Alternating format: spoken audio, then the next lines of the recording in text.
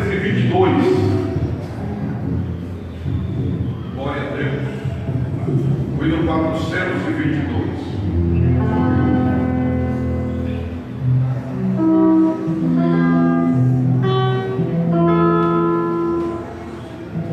Amém, igreja? No céu não entra pecado, fadiga, tristeza nem dor. Não há coração quebrantado, os povos são cheios de amor. Mas no meio da vida terrestre não podem a glória buscar. Do reino de gozo celeste, que Deus quis pra mim preparar. Irei eu pra linda cidade, Jesus me dará um lugar. Com os crentes de todas as idades, a Deus hei de sempre louvar. Dos céus tenho muitas saudades, das glórias que lá hei de ver. Oh, que gozo vou ter quando eu ver meu Senhor rodeado de grande esplendor. Pagar não é necessário, a casa que lá hei de ter, em meu eternal vestuário, no céu nunca vai se romper. Jamais viverei em pobreza, aflito no meu santo lar. Ali há bastante riqueza, da qual poderei desfrutar. Irei eu pra linda cidade, toda a igreja, Jesus dará um lugar. Com os crentes de todas as idades, a Deus hei de sempre louvar. Do céu tenho muitas saudades, das glórias que lá hei de ver. Oh, que gozo vou ter quando eu ver meu Senhor rodeado de grande esplendor. No céu o luto é banido, enterros não hão de passar, sepulcros jamais são erguidos, lá mortos não vou encontrar. Por quê?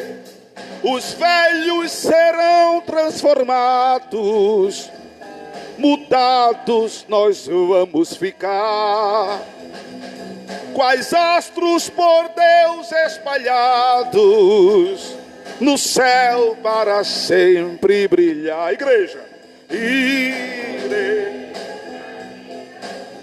Tá bonito, mais forte. Jesus me dará um lugar, com os crentes de todas as idades. Farei o quê? No céu das glórias que lá hei de ver. Oh, que gozo vou ter quando eu ver meu Senhor rodeado. Agora eu quero vir só a igreja, só a igreja. Irei pra linda cidade, bem bonito, me dará um lugar com os crentes. Oh, glória a Jesus. Do céu, aleluia.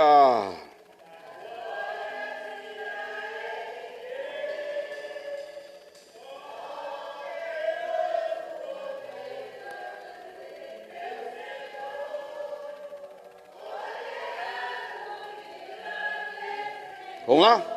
Irei eu pra linda cidade, Jesus me dará um lugar, com os crentes de todas as idades, a Deus hei de sempre louvar. Do céu tenho muitas saudades, das glórias que lá hei de ver.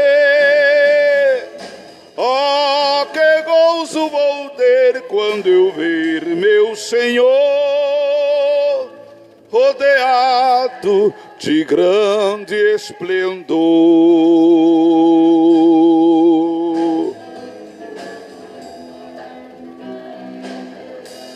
Aleluia! Quem pode levantar sua mão e dar uma glória a Deus aí? Aleluia, Jesus! Vamos ler, irmãos, a palavra de Deus, Evangelho de Jesus Cristo, segundo escreveu São João. Glória a Deus. Evangelho de Jesus, segundo escreveu São João, o capítulo de número 6. Amém? Como nós já anunciamos, glória a Deus, nós estaremos a partir desta celebração de ceia do Senhor, depois da comemoração dos 16 anos do Templo do Corpo de Cristo, fazendo algumas ministrações que são doutrinárias ou doutrinadas aqui no Templo do Corpo de Cristo, que faz com que essa seja uma denominação diferente, além do nome. Não é? Como seja diferente na sua execução existencial, no seu procedimento de vida, de caminhada até a Canaã celestial, até a morada celestial. Glória a Deus. A gente tem que se esforçar, amados, para continuar fazendo a diferença. Esse processo de reeducação bíblica, teológica, doutrinária, que é uma missão que o Senhor nos confiou, nós temos que evidenciar isso na prática. Amém? Nós temos que evidenciar isso na prática. Não simplesmente dizer e falar, não, mas mostrar na prática que somos diferentes, porque somos luz do mundo, somos sal da terra, somos cristãos. E como cristãos devemos fazer a diferença. Glória a Deus. E não foi à toa que o Senhor levantou essa obra há alguns anos atrás, que veio tomar forma institucional há 16 anos. Não é? João capítulo de número 6, nós vamos começar pela ceia do Senhor. Hoje, esse seriado de ministrações, tendo em vista que hoje é Santa Ceia, ou a ceia do Senhor. João capítulo 6, versículo 48 ao versículo de número 58, que diz a palavra de Deus. Abra sua Bíblia e acompanhe, por favor. Eu sou o pão da vida. Vossos pais comeram o maná no deserto e morreram. Este é o pão que desce do céu, para que o que dele comer não morra. Eu sou o pão vivo que desceu do céu. Se alguém comer desse pão, viverá para sempre. E o pão que eu der é minha carne, que eu darei pela vida do mundo. Disputavam, pois, os judeus entre si, dizendo: como nos pode dar este a sua carne a comer? Jesus, pois, lhes disse: na verdade vos digo, que se não comerdes a carne do Filho do Homem e não beberdes o seu sangue, não tereis vida em vós mesmos. Quem come a minha carne e bebe o meu sangue tem a vida eterna, e eu ressuscitarei no último dia. Porque a minha carne verdadeiramente é comida, e o meu sangue verdadeiramente é bebida. Quem come a minha carne e bebe o meu sangue permanece em mim e eu nele. Assim como o Pai que vive me enviou e eu vivo pelo Pai, assim quem de mim se alimenta também viverá por mim. Porque este é o pão que desceu do céu. Não é o caso de vossos pais que comeram o maná e morreram. Quem comer este pão viverá para sempre. Amém, amados? Glória a Deus. Essas palavras foram as palavras do Senhor Jesus, numa fala que Jesus estava, amados, ministrando a uma multidão de judeus. Uma multidão de judeus. Por isso que Jesus usa a expressão vossos pais, como ele diz no versículo último que a gente leu, por exemplo, o versículo 58, e também lá no versículo de número 49, ou o versículo 49 e o versículo 58, porque Jesus está falando para os judeus. Judeus que já o seguiam, já eram seus discípulos, e judeus que estavam ali simplesmente expectando, né? Estavam simplesmente ali vendo ele, estavam simplesmente ali como curiosos. E esta palavra de Jesus, ela é tão forte, essa palavra de Jesus, ela é tão, sabe, impactante, que é nesta ocasião, amados, em que muitos dos seus seguidores tornaram para trás e já não andavam com ele. É o que diz o versículo de número 66. Porque Jesus está se colocando como aquele que poderia ser colocado para dentro, não é? Jesus está dizendo que, inclusive, pode estar sendo agora ingerido, porque ele diz ser o pão da vida. Ele diz que, inclusive, a sua carne é comida e o seu sangue é bebida, ao ponto de, inclusive, gerar o questionamento que fora o seguinte: como pode nos dar de comer da sua carne? Aí isso gerou uma certa intriga no raciocínio dos judeus. Jesus não estava falando aqui de nada estilo canibal. Jesus não estava falando de nada estilo aqui vampiresco, né? Que canibalismo é a prática de comer carne de gente, né? Vampirismo é a prática de beber sangue, pelo menos. Dizem que vampiro bebe sangue, né? Mas Jesus não estava falando de nada disso. Jesus estava falando aqui de algo que se chama comunhão. Jesus estava falando aqui de algo que se chama empatia divina, empatia espiritual.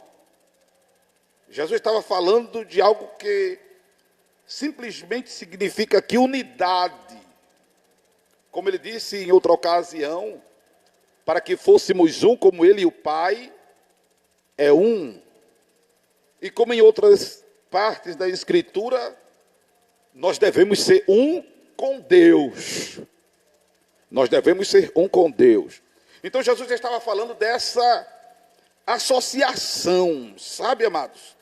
De presença do divino no humano. Que não é diferente quando ele disse que quem o ama guardaria a sua palavra, seria amado do Pai, viriam e faria morada no que o amasse. Então Jesus não está falando nada aqui diferente disso. Mas Jesus está falando especificamente agora para um grupo de judeus.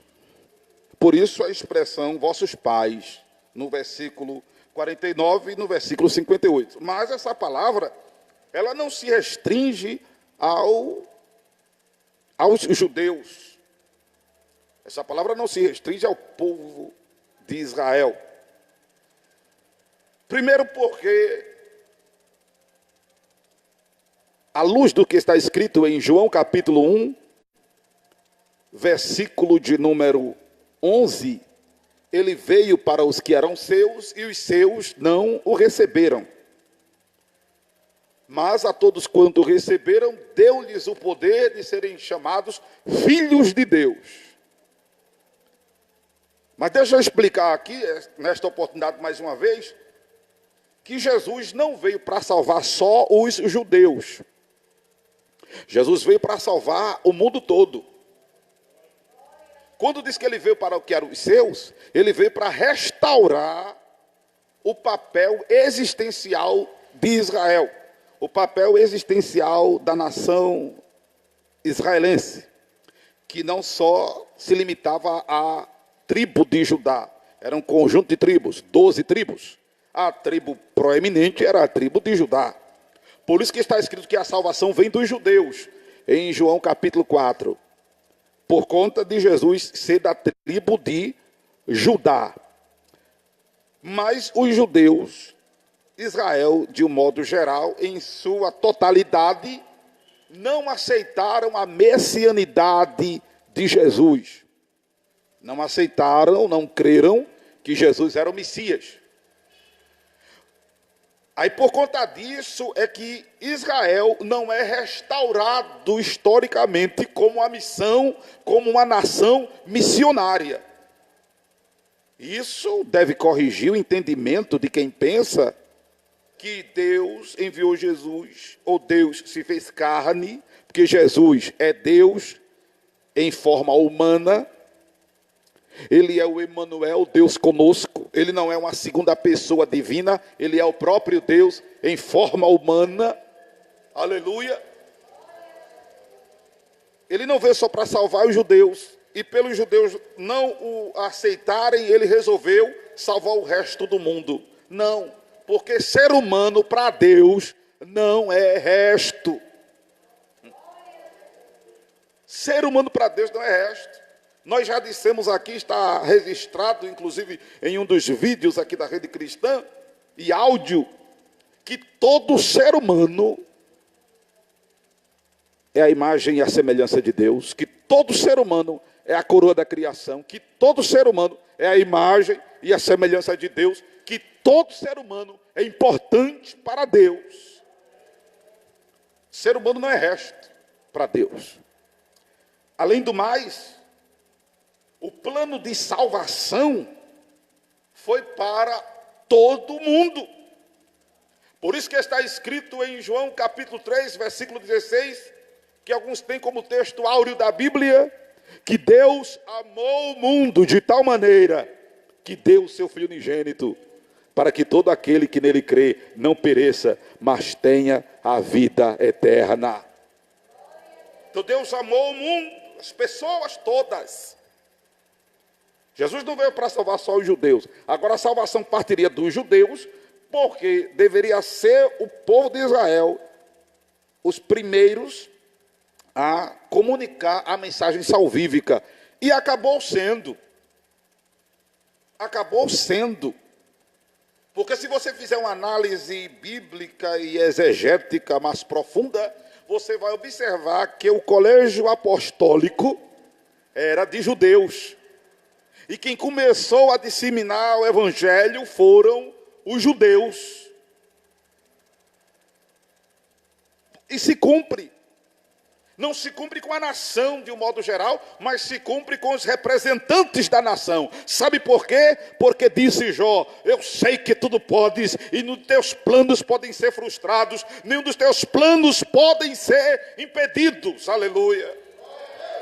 Então veio dos judeus a salvação em dois sentidos. Primeiro, Jesus era da tribo de Judá e ele é o Salvador, e veio a partir da mensagem apostólica, cujo colegiado era de judeus. Porque o que Deus determinou está determinado. Aleluia. Então a salvação vem dos judeus. Como Jesus disse à mulher samaritana em João capítulo 4. Amém, amados? Só que agora Jesus está trazendo uma palavra que eu quero, inclusive, devido à exiguidade do nosso tempo, dizer que a gente tem defendido o princípio bíblico de que toda pessoa nascida de novo, ela tem o direito, o dever e a necessidade de cear só pelo fato de ser convertida a Jesus. E como eu disse, é uma série de ministrações doutrinárias, mesmo sendo aos domingos, porque a gente tem o maior número de pessoas na igreja. Não é? E é importante a gente pontuar isso aqui, porque há um equívoco denominacional consideravelmente generalizado de só participar da ceia quem é batizado nas águas. Isso é um erro doutrinário, isso é um erro bíblico, isso é um erro teológico, é um erro excomunal. Porque o que torna a pessoa membro do corpo de Jesus não é o batismo nas águas. O que torna a pessoa membro do corpo de Jesus é o nascer de novo. O nascer de novo que parte de dois processos. Um partindo do ser humano, partindo de nós, que é a conversão. Conversão é mudança. E conversão é algo que nós devemos exercitar. Nós devemos nos determinar a mudar. Conversão, mudança. Essa mudança deve estar agora atrelada a um compromisso de amar o Senhor Jesus, de toda a nossa força, de toda a nossa alma e de todo o nosso entendimento. E como é que eu amo a Jesus? Eu já citei o versículo 14, o versículo 23 de João 14. Que a maior evidência dita pelo divino. E a gente não pode mudar essa colocação. Porque quem disse isso não foi ninguém mais, ninguém menos que Jesus. Que quem ama ele, guarda a sua palavra. Amém, amados? E ele disse, a partir desse comprometimento, ele faz morada. E essa morada dele em nós é o que chamamos, a Bíblia chama de novo nascimento. Que é a fusão do Espírito Santo com o nosso espírito. Para quem não entende talvez a palavra fusão, deixa eu explicar a você uma coisa simples. Quando você mistura café com leite, você vê leite ou vê café? Você não vê nenhum nem outro, você vê uma mistura, vê um negócio meio amarronzado. Pronto, uniu-se. Uniu-se. Lembra que eu falei antes de união com Jesus? Com uma vida com Ele? De unidade? Nascer de novo é por aí. E é isso que nos faz cidadãos dos céus. É isto que nos faz filhos de Deus.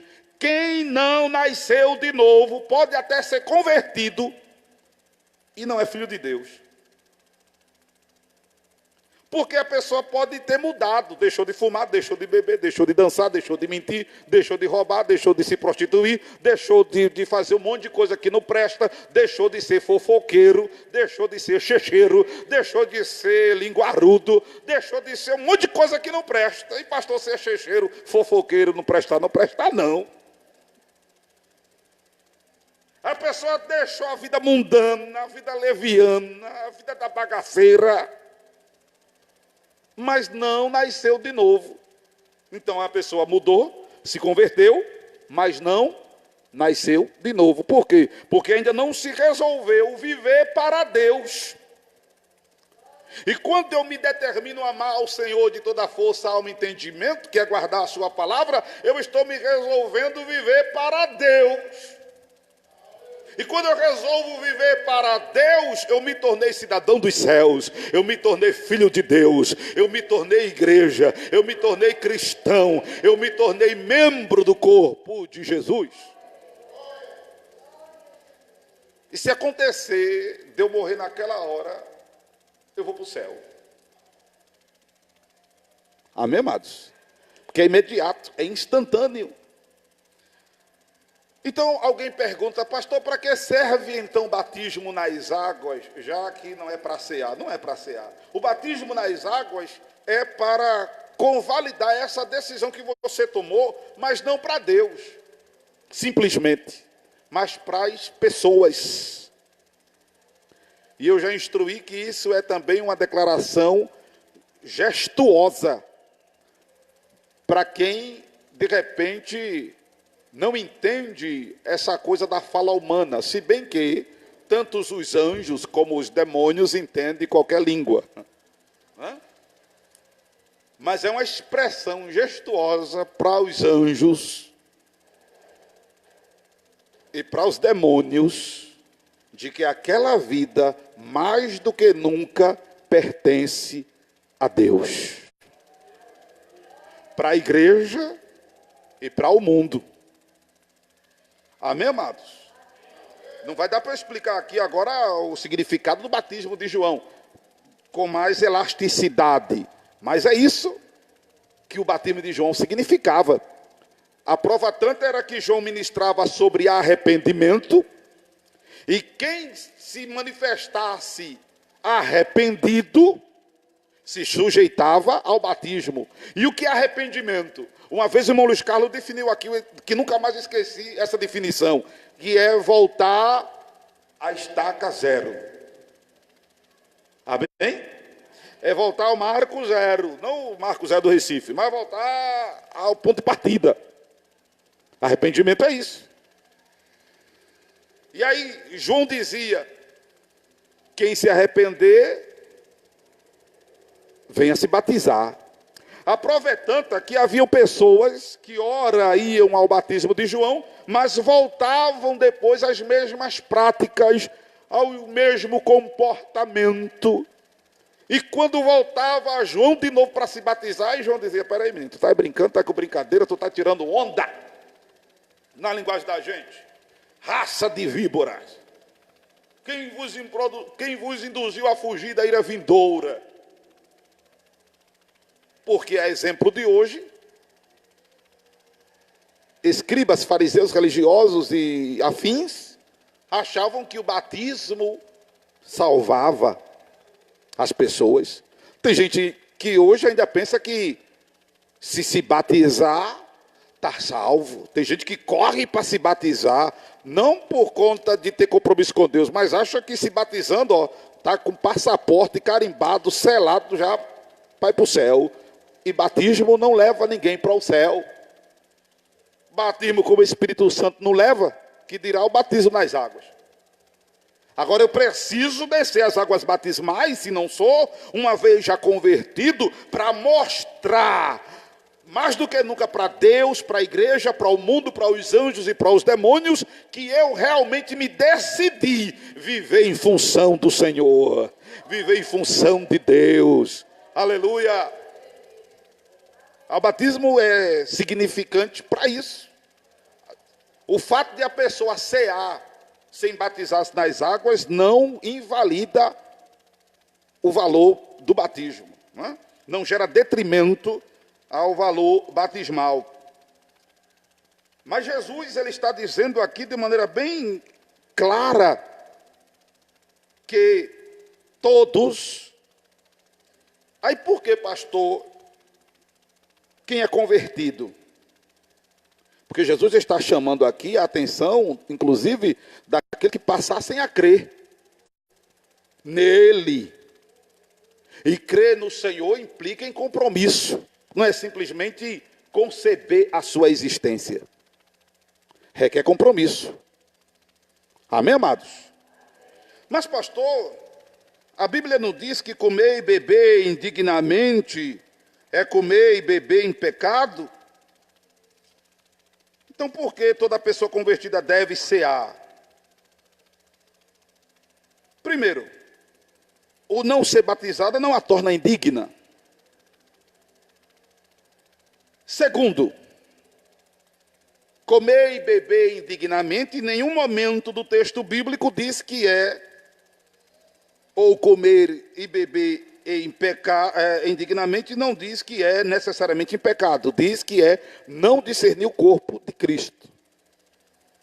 O texto diz que quem comer e beber indignamente, come e bebe para a sua própria condenação, não discernindo o corpo do Senhor. Não diz que comer e beber indignamente, como é dito denominacionalmente por aí, é comer e beber em pecado. Em momento nenhum a Bíblia diz isso. Mas se eu perguntasse o que é comer e beber indignamente, o que é beber e comer indignamente? Eu já fiz uma enquete dessa no programa Acorda Bênção. Muita gente respondeu. É comer em pecado, é beber em pecado. E não é, o texto não diz isso. O texto vai deixar bem claro que comer e beber indignamente é não discernir o corpo do Senhor. Que corpo do Senhor se refere? Não a igreja, o corpo misto de Cristo, mas o corpo que foi crucificado. Este corpo foi crucificado e ele veio para esse fim. Hebreus capítulo 10. Sacrifícios e oblação pelo pecado não quiseste, mas corpo preparaste, ó Deus. Eis-me aqui para fazer a tua vontade. Então eu preciso simplesmente entender que o Verbo se fez carne, que Deus se fez homem para morrer em função de mim, em função do pecador. Que o corpo de Jesus representa aquele animal que lá no Éden teve a sua pele tirada e serviu de vestes para Adão e Eva deixar de ficar com vergonha quando Deus se manifestasse lá. O corpo de Jesus é o antítipo daquele cordeiro lá do Éden, é o antítipo do sacrifício que Abraão ofertou a Deus no lugar de Isaque. Jesus, o seu corpo é o antítipo daquele animal que Moisés sacrificou para a celebração da Páscoa, ainda no Egito, para que o povo de Israel folgasse. O corpo de Jesus é o antítipo daqueles animais que eram ofertados como holocausto no altar de bronze que havia no tabernáculo, cujo sangue era aspargido nas pontas e que era feito regularmente pelo povo de Israel, para que tivessem o perdão de Deus. Então eu preciso entender isso.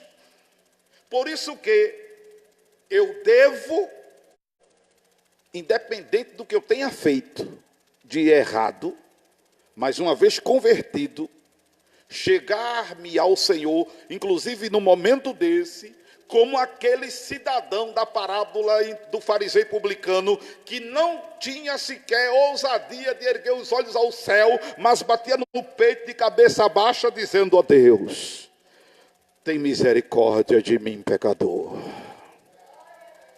Eu devo me chegar a esse momento assim: ó Deus, tem misericórdia de mim, pecador. Crendo que quando Jesus Cristo deu o brado lá no Calvário, dizendo: Eli, Eli, lama sabachthani, Pai, em tuas mãos entrego o meu espírito. E ao inclinar a cabeça e morrer, o véu do templo é rasgado de alto a baixo, e a porta é aberta, e todos têm acesso à presença de Deus, pelo sangue derramado de Jesus. Aleluia!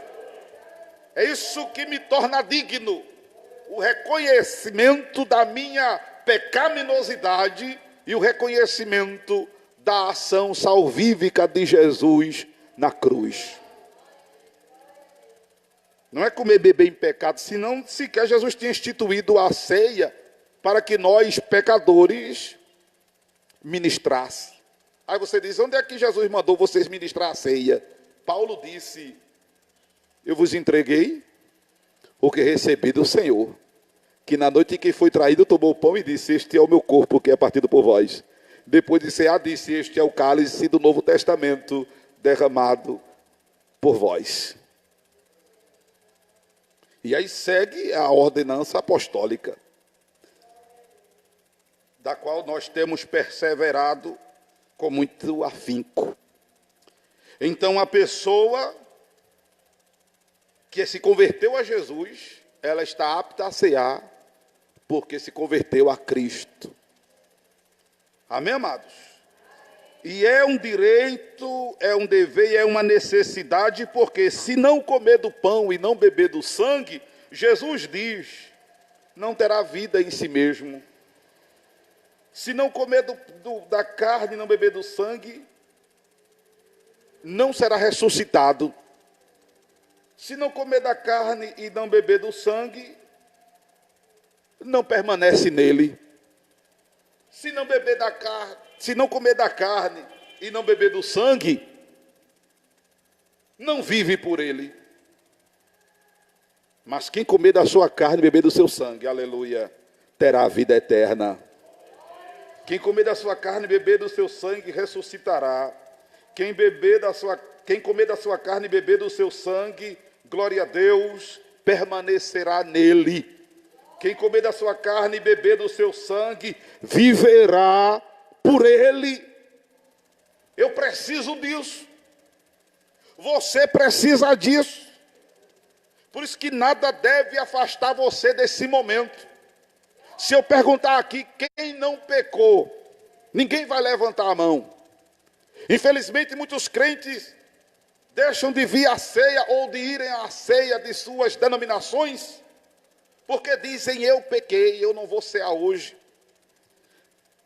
Meu irmão, qual é o dia que tu não peca? Pelo amor de Deus. Se tu não peca, se tu diz que não peca, 1 de João 1,8 vai dizer que tu é mentiroso, e não vai dizer que a verdade de Deus não está em ti, no versículo 10. Pecamos.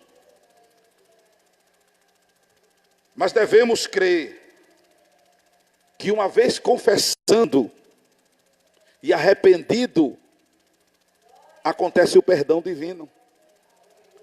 Quando você se arrepende e confessa, o perdão divino acontece automaticamente, é instantâneo, não existe carência para o perdão de Deus. Deus perdoa